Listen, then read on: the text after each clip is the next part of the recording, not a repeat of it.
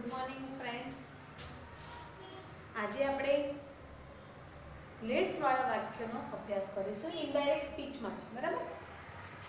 તો લેટ વાળા વાક્યો છે અથવા તો લેટ્સ વાળા વાક્યો, તો એનું ઇનડાયરેક્ટ સ્પીચ કઈ રીતે બને છે તે આપણે જોઈએ. સૌથી પહેલા તો લેટ વાળું વાક્ય હોય ને તેને ઇમ્પેરેટિવ સેન્ટેન્સ એટલે કે આજ્ઞાર્થ વાક્યમાં પૂર્ણ વિધાન વાક્યમાં ફેરવી નાખવાનું છે, જેમાં ટુ વડે જોડાય છે તથા વાક્યના ભાવ પ્રમાણે આપણે રિક્વેસ્ટેડ, ઓર્ડર જેવા શબ્દો આપણે મૂકવાના છે, જે આગળ આપણે આજ્ઞાર્થમાં ભણી ગયા, ઉદ્ગાર વાક્યમાં ભણી ગયા છીએ. તો એક વાક્ય તમને સમજાવતી જઈશ તો વધારે ખ્યાલ આવશે. He said to his father, અથવા તો લેટ્સ વાળા વાક્ય.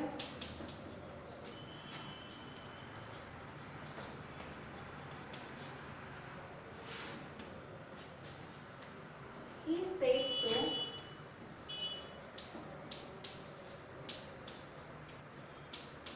his father,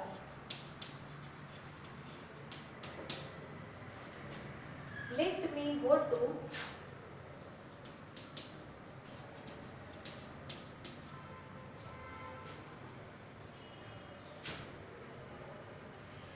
the movie today.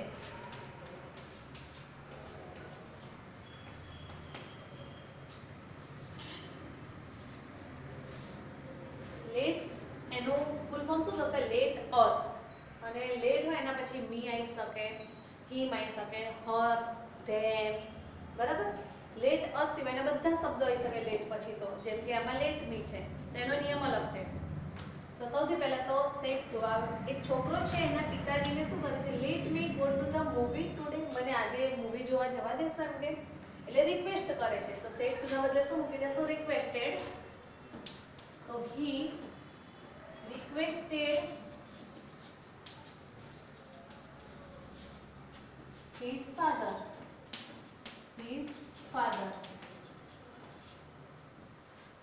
વાક્યને આજ્ઞાર્થની જેમ આપણે હમણાં જોયું, ટુ થી જોડી દેવાનું છે. તો ટુ લેટ, ટુ પછી આ એલ છે નાનો કરી દેવાનો, ટુ લેટ, બરાબર? એલ નાનો કરી દેવાનો, અવતરણ ચિહ્ન નીકળી જશે. હવે મી છે પહેલો પુરુષ એટલે કોણ? બોલનાર. તો બોલનાર કોણ છે વાક્યમાં? he. પણ ધ્યાનમાં રાખજો કે લેટ પછી કદી he ના મુકાય, હંમેશા કર્મણી રૂપ આવે છે. લેટ him, બરાબર? લેટ them, એટલે લેટ him નું શું કરી દઈશું? લેટ him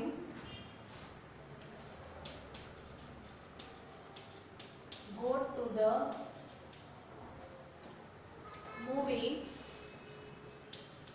હવે આગળ ભણી ગયા છે, યાદ કરો. ટુડે નું શું કરી દેવાનું? that day. આગળના નિયમો તો બધા યાદ રાખજો, પછી ખાલી જેમ જેમ ભણે જશો ને એ જ નિયમ યાદ રહેશે ને આગળના ભૂલશો તો આગળના જ વાક્યમાં જો કોઈ આ ભણતા હશો એ જ વાક્યમાં કોઈ આગળનો નિયમ આવશે તો તમારું વાક્ય ખોટું પડશે, એને તમે કરી જ નહીં શકો ચેન્જ. અને કેટલાક લોકો ધેટ ડે નું પાછું ટુ ડે કરી દે, એ ખોટું છે. ટુ ડે નો ધેટ કરવાનું, ધેટ ડે, પણ ધેટ ડે નો ટુ ડે નથી થતો. આપણે નિયમ એ ભણે ને ત્યારે જ મેં તમને કહ્યું સીધા ફેરફારો જ શક્ય છે. ધીસ નું ધેટ થશે પણ ધેટ નું ધીસ, એટલે ઊંધા ફેરફારો ક્યારેય શક્ય નથી. ત્યાર પછી આપણે આવા જ લેટ્સ વાળા વાક્યો સમજીએ છીએ. એનો નિયમ હું તમને ફરીથી પહેલા એકવાર આ ફરીથી સમજી લો તમે બધા.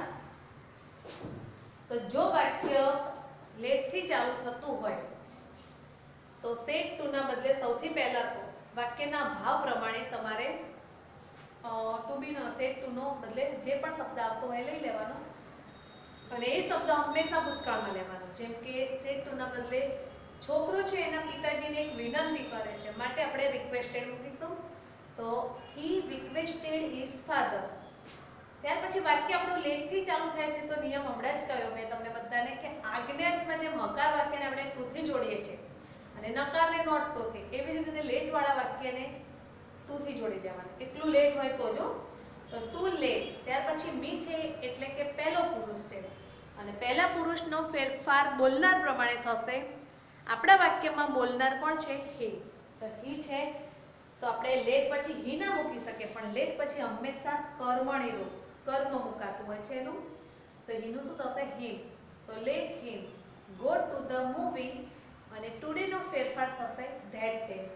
તો આ ફેરફારની સાથે હવે બીજો નિયમ આપણે ભણીએ છીએ લેટ્સ. તો તો લેટ્સ એટલે એનું પૂરું નામ ફોર્મ થશે લેટ અસ.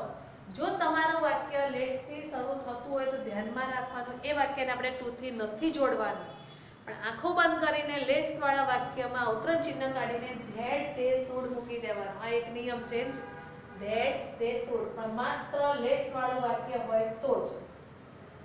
અને સેટ ટુ ના બદલે સજેસ્ટેડ અથવા તો પ્રપોઝડ મૂકવામાં આવે છે. અને સંયોજક તરીકે તમને કહ્યું ને ધેટ ધે શુડ મૂકવામાં છે. ખાસ ધ્યાનમાં રાખજો, લેટ્સ વાળા વાક્યમાં આપણે જેમ અહીંયા રિક્વેસ્ટેડ ને મૂકતા હતા એવું નથી કરવાનું. લેટ્સ વાળા વાક્યમાં ખાલી સજેસ્ટેડ અથવા તો પ્રપોઝડ, તમને જે ફાવે એ મૂકી દેજો. બેમાંથી પ્રપોઝડ મૂકવામાં આવે છે એટલે પાછળ તું તો લઈ જ લેજો બંનેની પાછળ. ત્યાર પછી વાક્યમાં સંયોજક તરીકે શું મૂકવાનું? That they should. ધેટ આપણે કંજક્શન તરીકે લઈશું અને ધે શુડ લેટ્સ આ કાઢીએ ને શબ્દ એના બદલે આ શબ્દ મૂકી દેવાનો છે. પણ લેટ્સ હોય તો જ, માત્ર જો લેટ બી ને એ બધામાં મૂકશો તો ખોટું પડશે. જો હવે આપણે વાક્ય જોઈએ છે, અહીંયા લખું છું સાઈડમાં. તો he said to me, he said to me, let's dance together. Let's dance together. તો જો he said to me, તો said to ના બદલે શું મૂકી દેવાનું? proposed અથવા suggested to. તો he suggested to me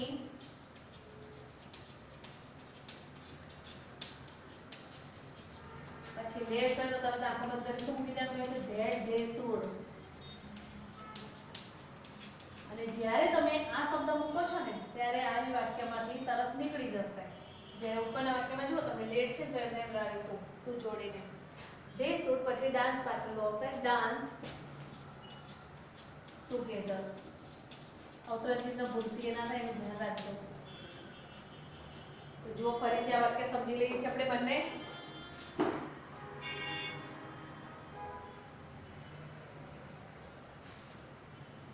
He said to me, let's dance together. તો he suggested to me that.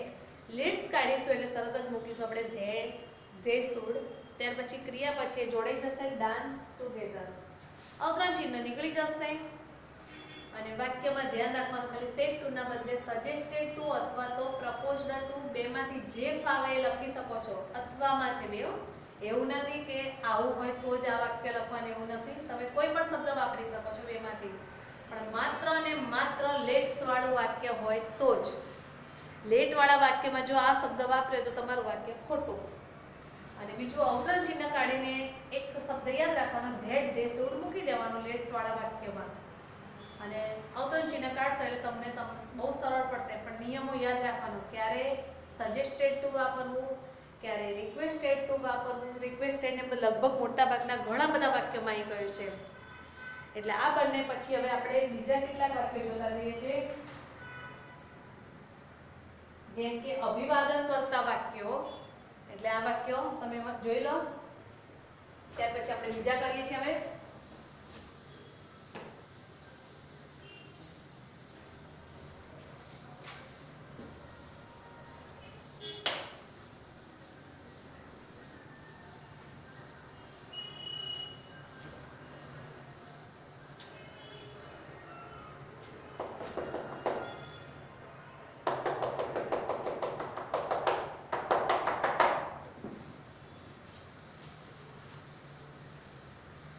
અભિવાદન એટલે કે તમે કોઈને મળો છો ને જે શબ્દ બોલો છો ને, ગુડ મોર્નિંગ, ગુડ આફ્ટરનૂન, એવા વાક્યો હોય તો એને ઇનડાયરેક્ટમાં કઈ રીતે ફેરવવા? તો જુઓ, અભિવાદન કરતા વાક્યો એટલે કે શુભેચ્છા દર્શક પણ કહી શકાય છે.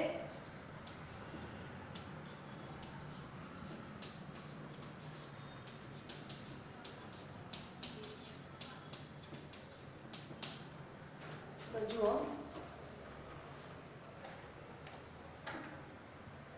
આપણે જ્યારે કોઈને મળીએ છીએ ને ત્યારે ગુડ મોર્નિંગ, ગુડ બાય આવા શબ્દો બોલતા હોઈએ છીએ. તો એવા વાક્યનો કઈ રીતે આપણે ઇનડાયરેક્ટ સ્પીચ કરું? તો એમાં જો એક નિયમ લખી નાખો. જો ગુડ મોર્નિંગ હોય વાક્યમાં, પછી છે ગુડ આફ્ટરનૂન અને ગુડ ઇવનિંગ.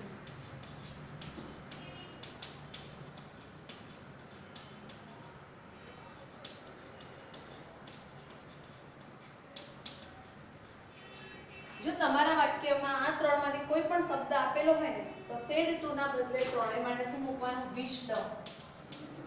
આ શબ્દ યાદ રાખજો, સેડ ટુ ના બદલે વિશ્ડ મૂકવાનું. પરંતુ જો તમારા વાક્યમાં ગુડ નાઇટ અથવા તો ગુડ બાય આ બેમાંથી કોઈ પણ શબ્દ હોય તો તમારે સેડ ટુ ના બદલે બેડ મૂકવાનું છે. સેડ ટુ ના બદલે, બરાબર? સંયોજક તરીકે ધેટ, ઇફ કે ટુ કંઈ જ આવતું નથી. વાક્ય જે આપેલું હોય ને એનું એ સીધું જોડી નાખવાનું, માત્ર અવતરણ ચિહ્ન કાઢી નાખવાના. જેમ કે આપણે એક જ વાક્ય લખીશું એટલે ખબર પડી જશે તમને. જુઓ, he said to the teacher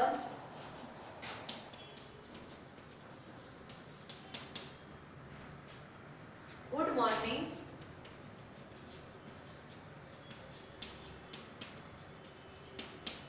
તેણે તમને અહીંયા નિયમમાં મેં ભણાવ્યું છે ગુડ મોર્નિંગ કે તો સેડ ટુ ના બદલે શું મૂકી દેવાનું? વિશ. તો he wished the teacher. He wished the teacher. હવે તમે અવતરણ ચિહ્ન કાઢી નાખશો એટલે બધું નીકળી જશે. તો જી છે ને એને સ્મોલ કરી દેવાનું. ગુડ મોર્નિંગ અને ફૂલ સ્ટોપ પાછળ, એટલે તમારું વાક્ય અહીંયા પૂરું. એ જ રીતે સમજી લો કે તમારા વાક્યમાં ગુડ ઇવનિંગ આપ્યું છે તો કશું નહીં, he wished the teacher good evening સીધું જ લખવાનું છે. એટલે શુભેચ્છા દર્શક શબ્દો તમને ખબર પડવી જોઈએ. કોઈને આપણે કહીએ છીએ બેસ્ટ ઓફ લક, બરાબર? લીવ લોંગ લાઈફ, આવા કોઈ પણ શબ્દ છે સમજણ પડતી હોય તો મૂકવાનું એ રીતે કે શું મૂકીશું અને ત્યાર પછી આપણે કરીશું. હવે બોર્ડના પેપરમાં તમારે છે ને આવો ફકરા એક એક વાક્ય નથી આવતું પણ એક આખો ફકરો આવે છે. તો એના માટે આપણે આખા નિયમો બધું જ યાદ કરીને આપણે કરી લઈએ છીએ. આખો ફકરો જે તમને સમજાવું છું કે કેવી રીતે બનાવશો તમે તો એ તમને વધારે ખ્યાલ આવશે. તો પહેલા બોર્ડમાં લખેલું છે એ નિયમો જોઈ લો બધા. ત્યાર પછી હું ફકરો આખો લખું છું. ફકરો એટલે ફકરાનું એક એક વાક્ય તમને સમજાવતી જાઉં છું.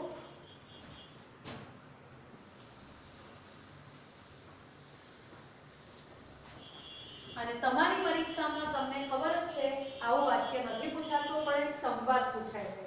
એટલે સંવાદ એટલે ઇંગ્લિશમાં આપણે શું કહીશું? ડાયલોગ. 4 વાક્યનો ડાયલોગ છે. તો દરેક વખતે બોલનાર સાંભળનાર બદલાતા જશે તમારા વાક્યમાં. હું તમને એક સાદો વાક્ય લખું છું. જુઓ, અનિલ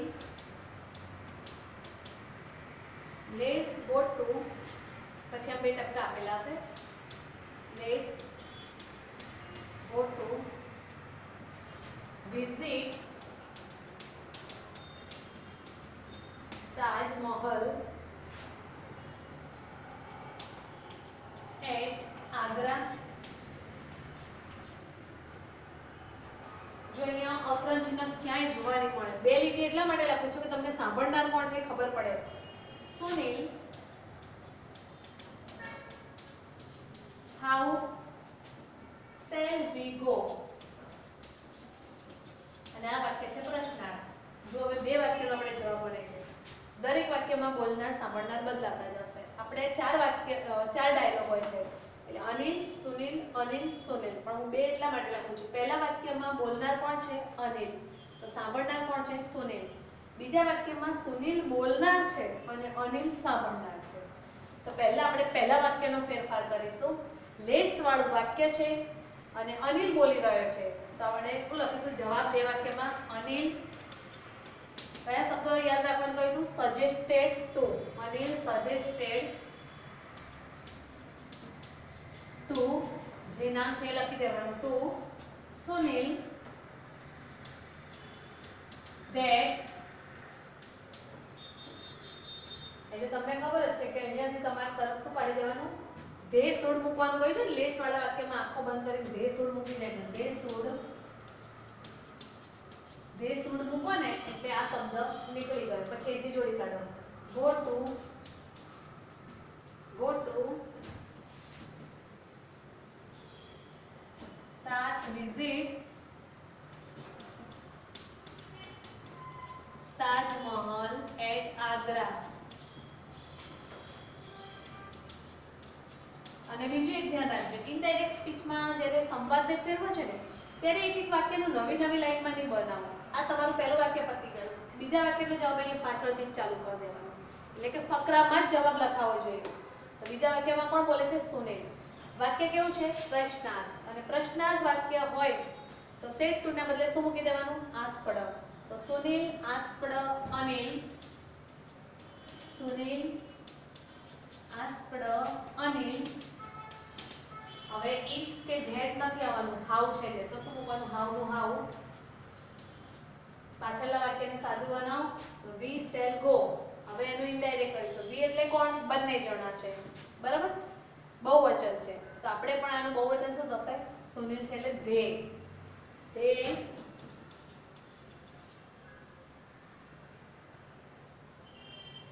ધેની જોડે સેલ ના આવે એટલે સેલ થતું હતું પણ આપણે ધેની જોડે વિલ આવશે એટલે વિલ નું ભૂતકાળ શું થશે? Would go.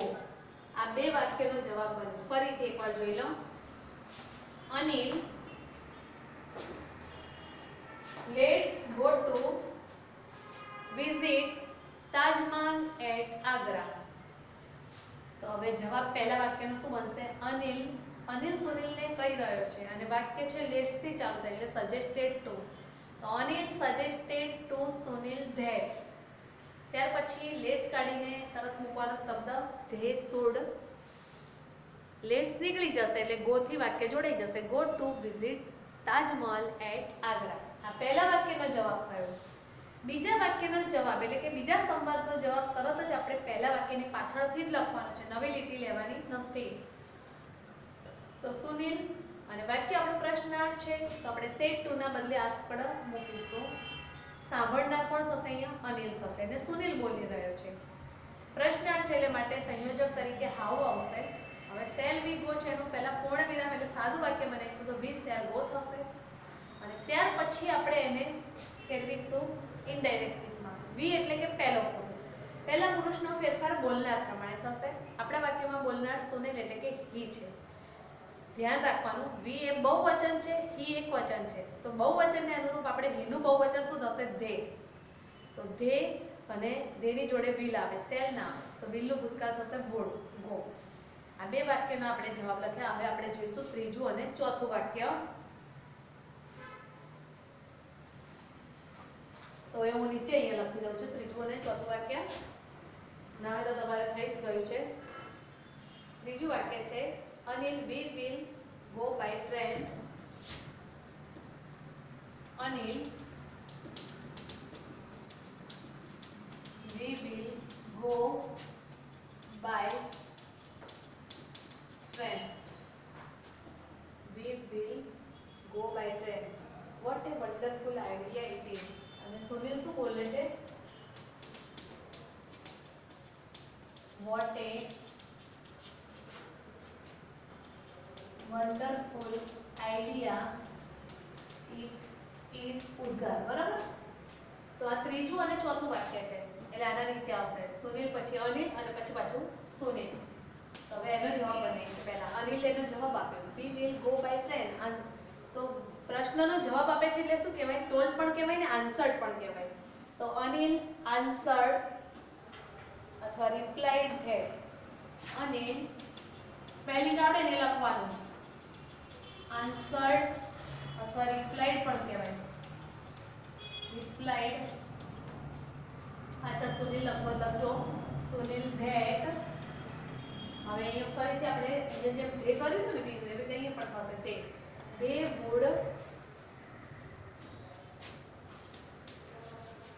would go by train. તમને મનમાં એવો પ્રશ્ન ના થાય વિલનું વુડ કરે પણ ગોનું કેમ ના કર્યું? આપણે પડી ગયા છે સહાયકારક ક્રિયાપદ હોય ત્યારે આપણે એનું બહુ ભૂતકાળ કરીશું પણ મુખ્ય ક્રિયાપદનું ભૂતકાળ કરતા નથી. અને જો તમારે મુખ્ય ક્રિયાપદનું ભૂતકાળ કરવું હોય તો વિલ એમને એમ મૂકી દેજો, એનું ભૂતકાળ કરતા નહીં. ત્યાર પછી છે ચોથું વાક્ય, Sunil what a wonderful idea it is. તો સુનિલ અને ઉદ્ગાર છે એટલે શું આવશે? એક્સક્લેમ્ડ. Sunil exclaimed that. મેં કહ્યું છે ને કે સર્વનામથી વાક્ય પકડો તો ઇટ, પછી ઇઝ નું ભૂતકાળ શું થશે? ઇટ વોઝ, પછી વોટ ની કઈ જાય આર્ટિકલ વોઝ એ, પછી શું મૂકવાનું? Very wonderful idea.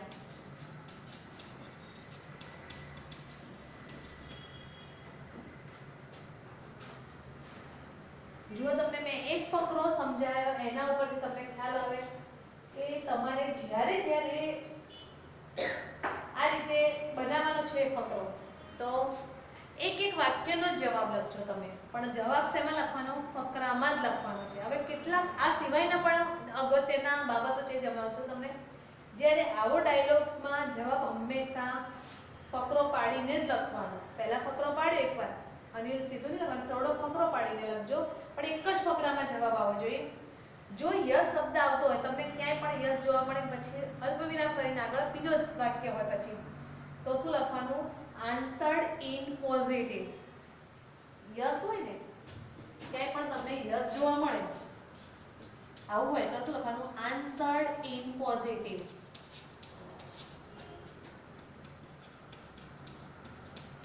અથવા કેટલાક લોકો વિદ્યાર્થીઓ પણ લખે છે આન્સર્ડ પોઝિટિવલી લખો ને તો પણ તમારો જવાબ સાચો છે.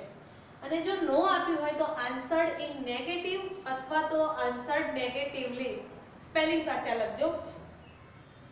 અને જો કોઈ વાર એક જ વ્યક્તિ બે વાક્ય જોડે બોલે છે, એટલે કે એનું એક વાક્ય પતી જાય પછી બીજું વાક્ય ચાલુ થાય છે, તો એનો જવાબ સીધો બનાવતા પહેલા વચ્ચે શું મૂકવાનું? And added that. And added that એમ કે છે એ વ્યક્તિએ ઉમેરો કરીને આવું કહ્યું, એટલે કે એન્ડ એડેડ ધેટ પછી જે વાક્ય પાછળ છે એનું પાછું બનાવી દો તમે ઇનડાયરેક્ટ સ્પીચ, તો તમને ખ્યાલ આવશે કઈ રીતે બનવાનું. અને દરેક લાઈનનો જવાબ નવી લીટીમાં નહીં લખવાનો પણ સળંગ લખવાનો છે. અને જો કોઈ વ્યક્તિ બે વાર પ્રશ્ન પૂછે તો પહેલા પ્રશ્નનો તો તમે જવાબ લખી દીધો, બનાવી દીધો, અને ફરી પ્રશ્ન પૂછે જેમ કે આણે પૂછ્યું છે હાઉ શેલ વી ગો, અને પછી પાછળ બીજો કોઈ પ્રશ્ન પૂછે તો એન્ડ અગેન આસ્કડ આવું લખવાનું. શું લખવાનું? And again asked. અને તેને ફરીથી પ્રશ્ન પૂછ્યો. અગેન એટલે ફરીથી અને આસ્કડ એટલે પૂછ્યું. બરાબર? તો આ ખાસ પોઈન્ટ એટલા ધ્યાનમાં રાખજો તો તમને ક્યાંય તકલીફ નહીં પડે. કોઈ પણ ડાયલોગ હશે તમે સારી રીતે લખી શકશો અને ક્યાંય તકલીફ નહીં પડે. તમારે ધોરણ 12 નો બધો જ અભ્યાસક્રમ અહીંયા પૂર્ણ થાય છે. ઇનડાયરેક્ટ સ્પીચ મેં તમને ફરીથી ચલાવી આપ્યું કે જે મેં બહુ જ પહેલાં ચલાવ્યું હતું, પણ તમે આ જોઈને કદાચ તમને ખ્યાલ આવે. બરાબર? ઘેરથી મેં કર્યું એટલે નોટબુકમાં તો એ બોર્ડમાં સમજાવ્યું છે આખું. અને માત્ર મારી આટલો વિડીયો જોઈને ના બેસતા, પણ તમારી જોડે પણ ગ્રામર કંઈ પણ હોય તો એની પ્રેક્ટિસ અચૂક કરતા રહેજો. વારંવાર પ્રેક્ટિસ કરવાથી તમને ઇનડાયરેક્ટ સ્પીચ સારી રીતે આવડી જશે. અને તમારી એ સારી રીતે કરેલું ઇનડાયરેક્ટ સ્પીચ છે ને એ તમને ફાયદારૂપ થશે. ક્યાંય વસ્તુને એવું નહીં માનવાનું કે મને આવડી જ ગઈ છે હવે હું નહીં કરું, પણ તમે એક ડાયલોગ કર્યો તો બીજા 4 કરો. તમારા માટે તો બોર્ડના ઘણા બધા પેપરો પણ આવતા હશે, બરાબર? બીજા એસાઇનમેન્ટ છે, તો એ એસાઇનમેન્ટના આન્સર હોય તો એમાં પ્રયત્ન ચાલુ રાખો. અને તમારી રીતે પહેલાં છે ને જવાબ જોયા વિના તમે જાતે નોટબુકમાં આન્સર બનાવો એનો, અને પછી ચેક કરો. પોતાની જાતે જ ચેક કરવાનું કે ભાઈ પોતે કેટલું સારું કરી રહ્યા છો. તો તમે જ તમારી ભૂલ કાઢીને તમને ખ્યાલ આવશે કે તમે ક્યાં ભૂલ કરી રહ્યા છો. ચલો ત્યારે હવે અહીંયા પૂર્ણ કરું છું. અને આપણો અભ્યાસક્રમ એ પૂર્ણ છે. અભ્યાસક્રમ કેટલા છે? તો 1 થી 6 પાર્ટ છે. અને ગ્રામરમાં તો બધા ટોપિક છે જે આપણે ચર્ચા કરી લીધી છે અહીંયા. પબ્લિક સ્પીચ છે, ઈમેલ રાઇટિંગ છે, બરાબર? Indirect speech, change the voice, પછી કેટલાક તો નાના ટોપિક જે 8મા ધોરણથી આવતા હોય છે, એકવચનનું બહુવચન કરો. આમ ઘણા બધા ટોપિક છે, કોઈ ટોપિક આપણે બાકી રહી નથી ગયો ગ્રામરનો. એટલે દરેક ટોપિકને ધ્યાનમાં રાખીને તમે ચર્ચા કરતા રહેજો. અને સેક્શન ઈ તમારો ખાસો મોટો હોય છે એટલે એને તો અચૂક એક્ઝામમાં લખો, ક્યારેય છોડવો નહીં. કે જેથી તમે સારા એવા ગુણ પ્રાપ્ત કરી શકશો. રિપોર્ટ રાઇટિંગ છે, બરાબર. બધા મહેનત કરો અને સારું પરિણામ લાવો એવી સફળતા સાથે આપણે અહીંયા પૂર્ણ કરીએ છીએ. બધાને ચલો બેસ્ટ ઓફ લક.